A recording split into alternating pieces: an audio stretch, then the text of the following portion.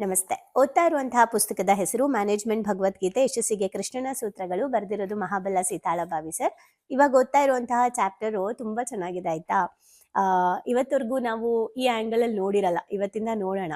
ಸಂದರ್ಭ ಬಂದರೆ ಓಡಿ ಹೋಗಿ. ಚೆನ್ನಾಗಿದೆ. ಫೇಸ್ ಮಾಡಿ ಅಂತ ನಾವು ಇವತ್ತವರೆಗೂ ನೋಡಿದೀವಿ, ನಾನು ಹೇಳಿದೀನಿ ಫೇಸ್ ಮಾಡಿ ಅಂತ. ಸಂದರ್ಭ ಬಂದ್ರೆ ಓಡಿ ಹೋಗಿ ಅನ್ನೋದೇ ಚಾಪ್ಟರ್ ಹೆಸರು. ಭಗವದ್ಗೀತೆಯಲ್ಲಿ ಈ ತರ ಯಾರ್ ಮ್ಯಾಮ್ ಮಾಡಿದ್ದಾರೆ ಅಂದ್ರೆ ಇನ್ಯಾರು ಮಾಡಕ್ ಸಾಧ್ಯ? ಕೃಷ್ಣ ಪರಮಾತ್ಮನೇ ಮಾಡಿದ್ದಾರೆ. ಯಾಕೆ ಏನು ನೋಡೋಣ, ಆಮೇಲೆ ಅದ್ರ ದೃಷ್ಟಿಕೋನ ನಮ್ಗೆ ಅರ್ಥ ಆಗುತ್ತೆ.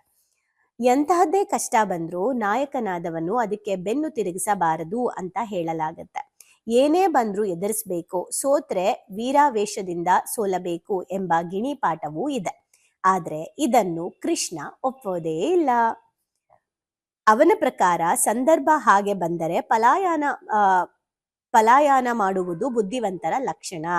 ಅದರರ್ಥ ಕ್ಷುಲ್ಲಕ ಸಂಗತಿಗಳಿಗೆ ನಾವು ಬಲಿಯಾಗಬಾರದು.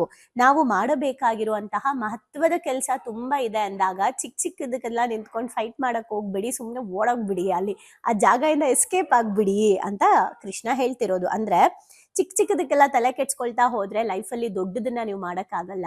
ಮಹತ್ವದ ಒಂದು ಕೆಲಸ ಮಾಡ್ಬೇಕು ಅಂತ ಅಂದ್ರೆ ಇದನ್ನ ನಮ್ ಲ್ಯಾಂಗ್ವೇಜ್ ಅಲ್ಲಿ ನಾವು ಹೇಳೋದಾದ್ರೆ ಏನದು, ನಾಯಿ ಬೊಗಳಿದ್ರೆ ದೇವಲೋಕ ಹಾಳಾಗಲ್ಲ ಅಂತ ಒಂದು ಮಾತಿದೆ ಅಲ್ವಾ. ಅಂದ್ರೆ ಬೊಗಳ್ಕೊಳ್ಳಿ, ನೀವೇನ್ ಮಾಡ್ಬೇಕಂತಿದ್ರೆ ನಿಮ್ ಉದ್ದೇಶ ನಿಮ್ಗೆ ಕ್ಲಿಯರ್ ಇದ್ರೆ ಹೋಗ್ಲಿ, ಅಂಡ್ ಆನೆ ನಡೆದಿದ್ದೆ ದಾರಿ ಅಂತ ಹೇಳ್ತಾರೆ ಅಲ್ವಾ. ಇವೆಲ್ಲವೂ ಇಂಡೈರೆಕ್ಟ್ ಆಗಿ ನಮ್ಗೆ ಬುದ್ಧಿ ಮಾತೆ. ಅಂದ್ರೆ ನಾವು ಏನೋ ಒಂದು ದೊಡ್ಡ ಕೆಲಸ ಮಾಡಕ್ ಹೋಗ್ತಿದೀವಿ ಅಂದಾಗ ಅನ್ನೋರು ಅನ್ಕೊಳ್ಳಿ, ಆಡ್ಕೊಳ್ಳಿ, ಎಂಟ್ರಿ ಆಗ್ಲಿ, ಅವ್ರ ಜೊತೆ ನಿಂತ್ಕೊಂಡು ಫೈಟ್ ಮಾಡಿ ಕಿರ್ಚಾಡಿ ಕೂಗೋಡೋ ಅಗತ್ಯ ಇಲ್ಲ ಅಂತ. ಇದಕ್ಕೆ ಸಂಬಂಧಪಟ್ಟಂಗೆ ನಾನು ಸದ್ಗುರು ಅವ್ರದ್ದು ಒಂದು ನಿಮ್ಮ ಹತ್ರ ಹಂಚ್ಕೊಂಡಿದ್ದೆ ಅನ್ಸುತ್ತೆ, ಅಥವಾ ಯಾವ್ದೋ ಪಾಡ್ಕಾಸ್ಟ್ ಅಲ್ಲಿ ಹೇಳಿದ್ದೆ. ಅಂದ್ರೆ ಸದ್ಗುರು ಅವರ ಕಾರ್ಗೆ ಒಬ್ರು ಆಕ್ಸಿಡೆಂಟ್ ಮಾಡ್ತಾರೆ. ಸೊ ಆಟೋದವ್ರು ಬಂದು ಸದ್ಗುರು ಅವರ BMW ಕಾರ್ಗೆ ಆಕ್ಸಿಡೆಂಟ್ ಮಾಡ್ತಾರೆ.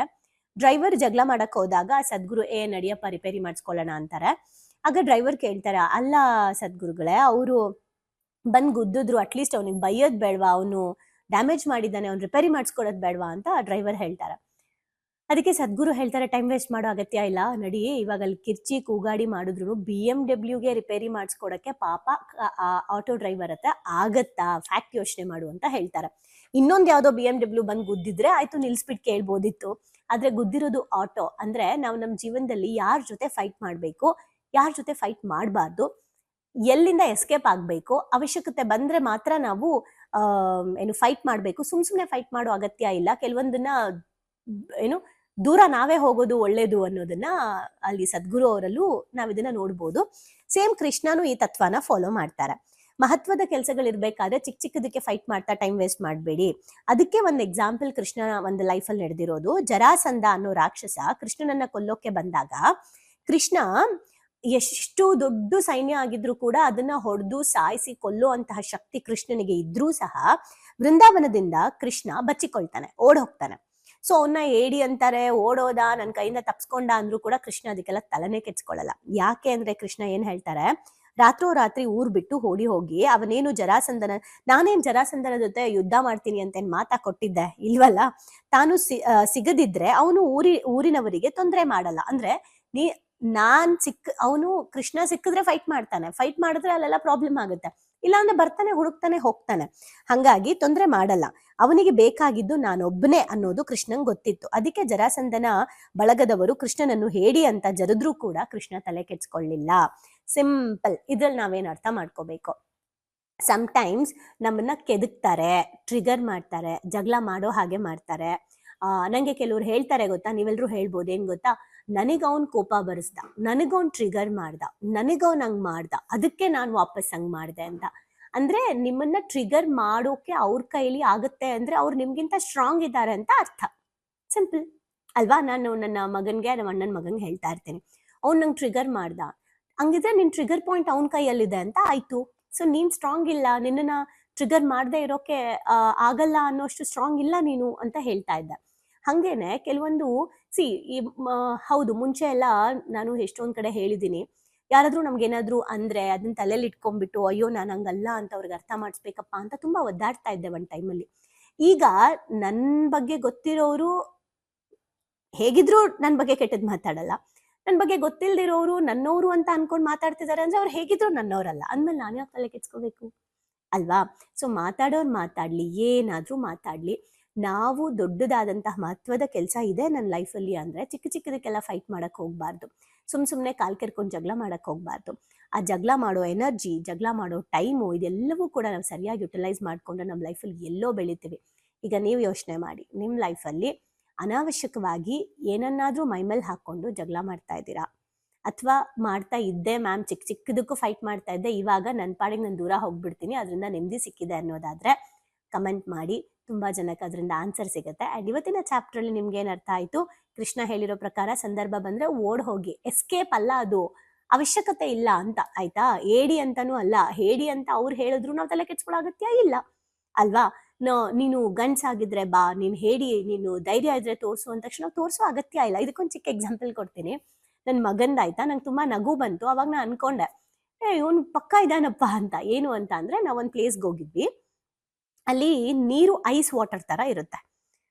ಆ ಪ್ಲೇಸೇ ಐಸ್ ವಾಟರ್ ತರ ಇರುತ್ತೆ, ಗಾಳಿಕೆರೆ ಅಂತ ಅದ್ರ ಹೆಸರು, ಚಿಕ್ಕಮಂಗ್ಳೂರಲ್ಲಿ. ಸೊ ಕೈ ಇಟ್ರೆ ಐಸ್ ತರ ಕೊರಿಯುತ್ತೆ. ನನ್ ಮಗ ನೋಡ್ತಾ ಇದ್ದಂಗೆ ನಾನು ಈಜೊಡಿಬೇಕು ಅಂತ ಅಂದ. ನಾ ಹೇಳ್ದೆ, ವಾಟರ್ ಐಸ್ ತರ ಇರುತ್ತೆ, ನೀನ್ ರೆಡಿನಾ, ಪ್ರಿಪೇರಾ ಅಂತೆಲ್ಲ. ಓಕೆ, ಅಲ್ಲಿರೋ ಎಲ್ಲ ದೊಡ್ಡವರೆಲ್ಲ, ಸ್ವಲ್ಪ ದೊಡ್ಡ ಅಣ್ಣಂದಿರೆಲ್ಲ ಇದ್ರು, ಅಂದ್ರೆ ದೊಡ್ಡವರೆಲ್ಲ ಇದ್ರು, ನನ್ನ ಅಣ್ಣನ ಫ್ರೆಂಡ್ಸ್ಗಳೆಲ್ಲ. ಅವರೇ ಇನ್ನೂ ಈಜೊಡಿಯಕ್ಕೆ ಇಳ್ದಿರ್ಲಿಲ್ಲ. ನಾನು ಬಂದ್ಬಿಟ್ಟು, ಯಾಕಣ್ಣ ಯಾರು ಇಳಿಲಿಲ್ಲ ಅಂತ ಅಂದ್ರೆ, ಇಲ್ಲ ಪುಟ, ಇಳಿಯಕ್ ಆಗಲ್ಲ, ಅಷ್ಟು ಥಂಡಿ ಇದೆ ಅಂತ. ಇವನು ಬಟ್ಟೆ ಎಲ್ಲ ಬಿಚ್ಬಿಟ್ಟ, ನನ್ ಮಗ ಬಟ್ಟೆ ಎಲ್ಲ ಬಿಚ್ಬಿಟ್ಟು, ನಾನ್ ಇಳಿತೀನಿ ಅನ್ನೋ.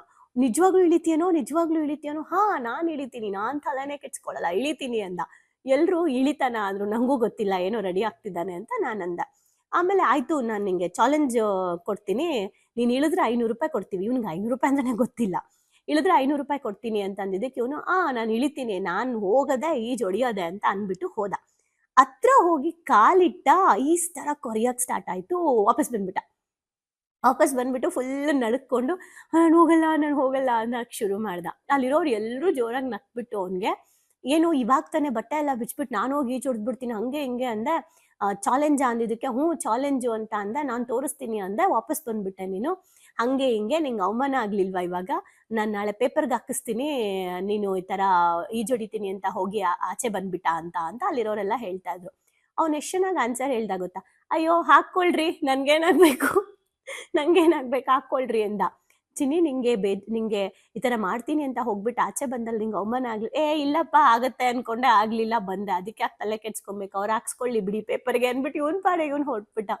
ನಂಗೆ ಎಷ್ಟು ನಗು ಬಂತು ಅಂದ್ರೆ, ನಾನು ನನ್ನ ಹಸ್ಬೆಂಡ್ಗೆ ಹೇಳ್ತಿದ್ದೆ, ಇವನ್ ತಲೆನೇ ಕೆಡ್ಸ್ಕೊಳ್ಳಿಲ್ಲ, ಚಾಲೆಂಜ್ ಅಂತ ಹೋದ, ಚಾಲೆಂಜ್ ಆಗ್ಲಿಲ್ಲ, ಅಯ್ಯೋ ನನ್ನ ಕೈಲಿ ಆಗ್ಲಿಲ್ಲಪ್ಪ, ಏನಿವಾಗ ಅನ್ಬಿಟ್ಟು ಆರಾಮಾಗಿ ವಾಪಸ್ ಬಂದ್ಬಿಟ್ಟ ಅಂತ. ನಾವಾಗಿದ್ರೆ, ಅಯ್ಯೋ ಮರ್ಯಾದೆ, ಅವ್ರೇನ್ ಅನ್ಕೊಳ್ತಾರೋ, ಈಗ ಹೋಗ್ಲಿಲ್ಲ ಅಂದ್ರೆ ನಾನು ಆಡ್ಕೊಳ್ತಾರೆ, ಏನೇನೋ ಯೋಚನೆ ಮಾಡ್ಬೇಕಿತ್ತು. ನಿಜ ಆ ಕ್ಷಣ ನಾನು ಅವನಿಂದ ಕಲ್ತೆ. ಹೌದಲ್ವಾ? ನಮ್ ಕೈಲಾಗತ್ತೆ ಅಂತ ಕೆಲವೊಂದ್ ಟೈಮ್ ಹೋಗ್ತೀವಿ.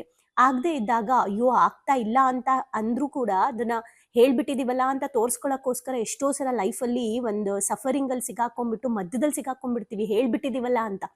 ಆದ್ರೆ ನಮಗ್ ಆಗಲ್ಲ ಅಂದಾಗ ವಾಪಸ್ ಬರೋದು ಕೂಡ ನಮ್ ಕೈಯಲ್ಲೇ ಇರುತ್ತೆ. ನಮ್ಗೆ ಆ ಸಿಚುಯೇಷನ್ ಬೇಡ ಅಂದ್ರೆ ಅಲ್ಲಿಂದ ನಾವ್ ಎಸ್ಕೇಪ್ ಆಗಬಹುದು, ಓಡ್ ಬರಬಹುದು ಅನ್ನೋದನ್ನ ನಾನು ಅವನಿಂದ ಅವತ್ತು ಕಲ್ತೆ. ಸೊ ಇವತ್ತು ಕೃಷ್ಣ ಹೇಳ್ಬೇಕಾದ್ರೆ, ಹಂಗೆ ಯಾವ್ದಾದ್ರು ಸಿಚುಯೇಷನ್ಸ್ ಬಂದಾಗ ಎಸ್ಕೇಪ್ ಆಗೋದೇನು ತಪ್ಪಿಲ್ಲ. ಅವಶ್ಯಕತೆ ಇಲ್ಲ ಫೈಟ್ ಮಾಡೋದು ಅಂದಾಗ ಎಸ್ಕೇಪ್ ಆಗೋದು ಬಹಳ ಒಳ್ಳೇದು. ಸೊ ಹಾಗಾಗಿ ಸಂದರ್ಭ ಬಂದ್ರೆ ಓಡ್ ಹೋಗಿ, ಇವತ್ತಿಂದ ತಲೆಯಲ್ಲಿ ಇಟ್ಕೊಳ್ಳಿ. ಸುಮ್ನೆ ಓಡೋಗ್ಬೇಡಿ. ಏನೋ ಫೈಟ್ ಮಾಡ್ಲೇಬೇಕಾಗಿರೋ ಸಿಚುಯೇಷನ್ ಅಲ್ಲಿ ಓಡೋಗೋದು ದಡ್ಡತನ. ಅವಶ್ಯಕತೆ ಇಲ್ದಾಗ ಓಡ್ ಹೋಗಿ, ಅಗತ್ಯ ಇಲ್ಲ ಅಂತ ಅಂದಾಗ. ಏನ್ ಅರ್ಥ ಆಯ್ತು ಅಂತ ಕಮೆಂಟ್ ಮಾಡಿ. Thank you. ಭಾವನೆಗಳಿಗೊಂದು ಶಾಲೆಗೆ ಬಂದು ತುಂಬಾ ಖುಷಿ ಆಯ್ತು. ಲೈಫಲ್ಲಿ ತುಂಬಾ ಅಂದ್ರೆ ತುಂಬಾ ಕ್ಲಾರಿಟಿ ಬಂದಿದೆ. ತುಂಬಾನೇ ಬದಲಾವಣೆ ಆಗಿದೆ. ನಂಗೆ ತುಂಬಾ ಖುಷಿ ಇದೆ ನಾನು ಇಲ್ಲಿಗೆ ಬಂದಿರೋದು. ನನಗೆ ತುಂಬಾ ಖುಷಿ ಆಗ್ತದೆ. ಪ್ರತಿಯೊಂದಕ್ಕೂ ಸ್ಫೂರ್ತಿ ಸಿಕ್ಕಿದೆ, ನೆಮ್ಮದಿ ಸಿಕ್ಕಿದೆ. ಒನ್ ವರ್ಡ್ ಅಲ್ಲಿ ಹೇಳ್ಬೇಕಂದ್ರೆ, ಇಟ್ ಈಸ್ ಅಲ್ಟಿಮೇಟ್. ಲೈಫ್ ತುಂಬಾ ಕಾಂಪ್ಲಿಕೇಟ್ ಅನ್ಕೊಂಡಿದ್ದೆ, ಬಟ್ ಈ ಕ್ಲಾಸಿಗೆ ಸೇರಿದ್ಮೇಲೆ ತುಂಬಾ ಈಸಿಯಾಗಿ ಅರ್ಥಪೂರ್ಣವಾಗಿ ಹೇಗೆ ಜೀವಿಸ್ಬೇಕು ಅನ್ನೋದು ಗೊತ್ತಾಯ್ತು. ಆಕ್ಚುಲ್ ಆಗಿ ನಂಗೆ ತುಂಬಾ ಖುಷಿ ಇದೆ ನಾನು ಇಲ್ಲಿಗೆ ಬಂದಿರೋದು. ಈ ಒಂದು ವರ್ಕ್ಶಾಪ್ ಬಂದಿರೋ ಉದ್ದೇಶ ಅಂದರೆ, ತಾರಾ ಮೇಡಮು ಏನೇ ಕೊಟ್ಟರು ಒಂದು ಅದ್ಭುತವಾಗಿ ಸ್ಪೆಷಲ್ ಆಗಿ ಕೊಡ್ತಾರೆ ಅನ್ನೋ ನಂಬಿಕೆ ಇದೆ. ಈ ಒಂದು ವರ್ಕ್ಶಾಪಲ್ಲಿ ಇನ್ನೂ ಅದ್ಭುತವಾಗಿ ಸಿಗ್ತದೆ ಅಂತ ನಂಬ್ಕೊಂಡು ಬಂದಿದ್ದೀನಿ. ಖಂಡಿತ ಆಗುತ್ತೆ. ಡೈಲಿ ಹೊಸ ಟಾಪಿಕ್ ನಾವು ಡೈಲಿ ವೇಟ್ ಮಾಡ್ತಾ ಇರ್ತೀವಿ, ಇವತ್ತೇನು ಹೇಳ್ಕೊಡ್ತಾರೆ, ನಾಳೆ ಏನು ಹೇಳ್ಕೊಡ್ತಾರೆ ಅಂತೇಳಿ. ನಾನು ಎಲ್ಲರಿಗೂ ಹೇಳೋದಷ್ಟೇ, ಅವ್ರು ಕೊಡೋ ಎಲ್ಲ ಟಾಸ್ಕ್ನು ಚೆನ್ನಾಗಿ ಫಾಲೋ ಅಪ್ ಮಾಡಿದರೆ ನಿಮ್ಮ ಜೀವನ ಇನ್ನೂ ತುಂಬ ಚೆನ್ನಾಗಿರುತ್ತೆ. ಎಜುಕೇಶನ್ ಬಂದ್ಮೇಲೆ ನನ್ನ ಲೈಫ್ ಸೇವ್ ಆಯ್ತು ಅಂತಾನೆ ಹೇಳ್ಬೋದು. ಸೊ ಬಹಳನೇ ಖುಷಿ ಇದೆ. ನಮ್ಮನ್ನ ನಾವು ಟ್ರಾನ್ಸ್ಫಾರ್ಮ್ ಮಾಡ್ಕೊಂಡು ಈ ಹ್ಯಾಬಿಟ್ಸ್ ಎಲ್ಲ ನಾವು ಇನ್ಸ್ಟಾಲ್ ಮಾಡ್ಕೊಂಡ್ರೆ ನಮ್ಮ ಲೈಫ್ ಖಂಡಿತವಾಗ್ಲೂ ಸಕ್ಸಸ್ಫುಲ್ ಆಗುತ್ತೆ ಅಂತ ಅಂದ್ಬಿಟ್ಟು. ಸೊ ನಿಮ್ಮ ಲೈಫ್ ಚೇಂಜಿಂಗ್ ಟ್ರಾನ್ಸ್ಫಾರ್ಮೇಶನ್ ಅಂತ ಅಂದ್ರೆ ಇದಕ್ಕೆ ಎಮೋಜಿಮ್ is the most and main ಕಾರಣ ಅಂತಾನೆ ಹೇಳ್ತೀನಿ. ಎಕ್ಸ್ಪ್ರೆಸ್ ಮಾಡ್ಬೇಕಂದ್ರೆ ಒಂದು ವರ್ಡ್ ಅದು ಭಾಳ ಚಿಕ್ಕದಾಗತ್ತೆ. ಅದು ಏನಂತಂದ್ರೆ ಥ್ಯಾಂಕ್ ಯು ಅನ್ನೋಂಥ ವರ್ಡ್ ಮಾತ್ರ ನಾನು ಎಕ್ಸ್ಪ್ರೆಸ್ ಮಾಡ್ಬೋದು. ಒಂದೊಂದು ಸ್ಟೆಪ್ಪಲ್ಲೂ ನಾವು ಚೇಂಜ್ ಆಗ್ತಿದ್ದೀನಿ ಅನ್ನೋದು ತುಂಬ ನನಗೆ ಅಳವಡಿಕೆ ಆಗ್ತಿದೆ. ಮತ್ತು ಎಲ್ಲ ಸ್ಕೂಲು ಕಾಲೇಜ್ಗಳಲ್ಲೂ ಇದೊಂದು ಸಬ್ಜೆಕ್ಟ್ ಅಂತ ಇಡಬೇಕು ಮಕ್ಕಳಿಗೆ. ಎಲ್ರಿಗೂ ಯೂಸ್ ಆಗುವಂಥ ಕ್ಲಾಸ್ ಇದು, ಯೂನಿಕ್ ಆಗಿದೆ. ಇಮೋಜಿಮ್ ಟೀಮ್ಗೆ ಥ್ಯಾಂಕ್ ಯು. ಎಲ್ಲ ನಡೆಸ್ತಾ ಇರುವಂಥ ತಾರಾ ಮೇಡಮ್ಗೆ, ಸಂದೇಶ್ ಸರ್ಗೆ, ಜೊತೆಗೆ ಎಮೋಜಿಮ್ ಟೀಮ್ಗೆ thank you so much. So ಯಾರ್ಯಾರೆಲ್ಲ ಸೇರ್ಕೊಂಡಿಲ್ಲ ದಯವಿಟ್ಟು ಸೇರ್ಕೊಳ್ಳಿ. So it is very ಯೂಟಿಲೈಸಿಂಗ್.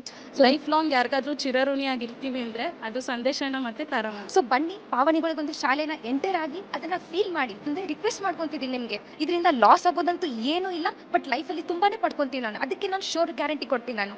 Yellow thank you to Tara ma'am and Sandesh sir. Thank you to whole my ಎಮೋಜಿಮ್. Thank you.